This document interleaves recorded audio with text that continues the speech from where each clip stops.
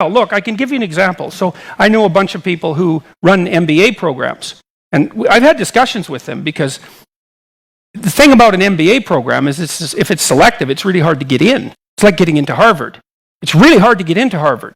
You have to have an IQ that places you at least at the 99th percentile, and then you have to be really good at least one or two other things.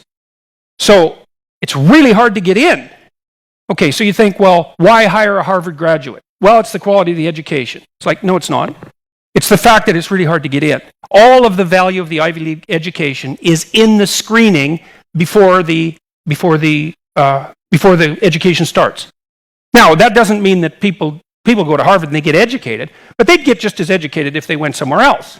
First of all, it's like every university contains more information than any student can ever possibly process. If you're super smart, you can be dropped into a state college somewhere, a low-level state college. You just spend 4 years in the library.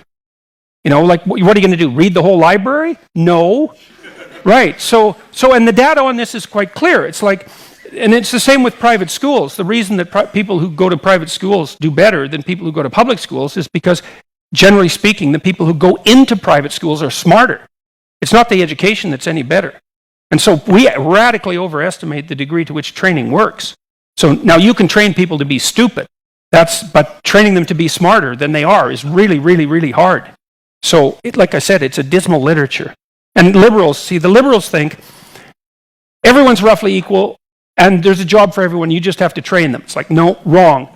And the conservatives think, well, there's a job for everyone if they just get off their ass and work. It's like, no, that's wrong too. Even though, if you work, that's better. And, well, so that's on the conservative end, but the liberals won't take into account individual differences. Well, obviously, that's part of what the whole politically correct discussion is about. It's like, everyone's the same. It's like, yeah, they're not. And I find it's really annoying, I would say. Like, I love to come to Silicon Valley. I've been here many, many times, and like, it's really something to come here and meet. There's so many people here who are off the scales intelligent, and they're all, clustered together, which is why this place is so unbelievably rich and so unbelievably productive, one of the reasons. But it's also very annoying that it's so left-leaning, because one of the things that the left-leaning Silicon Valley geniuses should understand is that they're the beneficiary of a genetic lottery. Mm-hmm. And they should take that seriously. It's like, yeah, you worked hard. Yes, you're entrepreneurial. Yes, you're on point. You put in your 60 hours a week. You do everything you could. But you have an IQ of 150. And like, that's not your doing, mm-hmm. right? That's something that happened to you. And so you can't be saying, well, it's all me. It's like, no, It's not. It's all you and the genius that you were granted as an infant. That's it. That's what's driving it.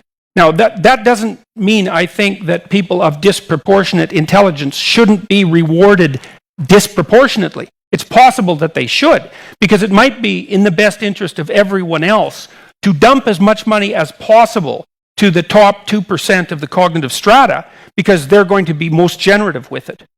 And even if it's not fair, because you might say, well, just because you won the genetic lottery, does that mean that you should have more money than anyone else? It's like, well, not on the grounds of fairness.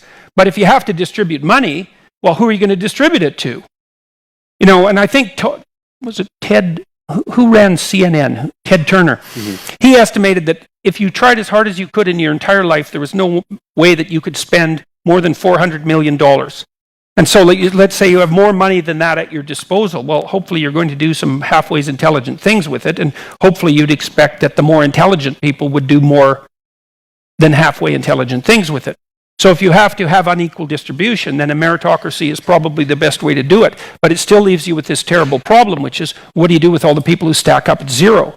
And the answer isn't have contempt for them because they don't work as hard as you. It's like, yeah, a bunch of them don't, because conscientiousness also predicts success. So among the poor, there are people who don't work, but you never want to underestimate the contribution of cognitive ability.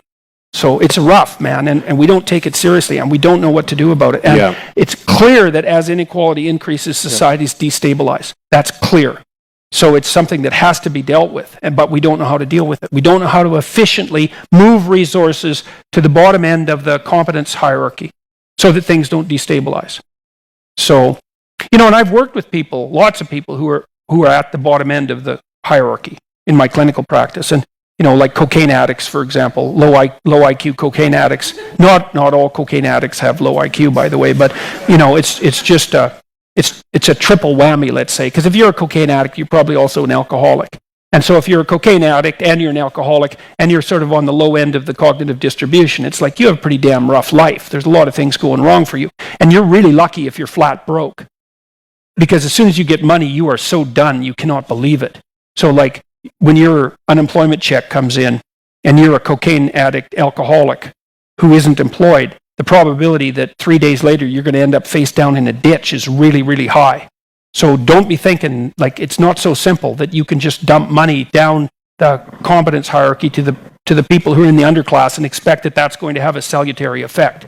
I don't think there's any evidence for that whatsoever. Like money is not an easy resource to use productively.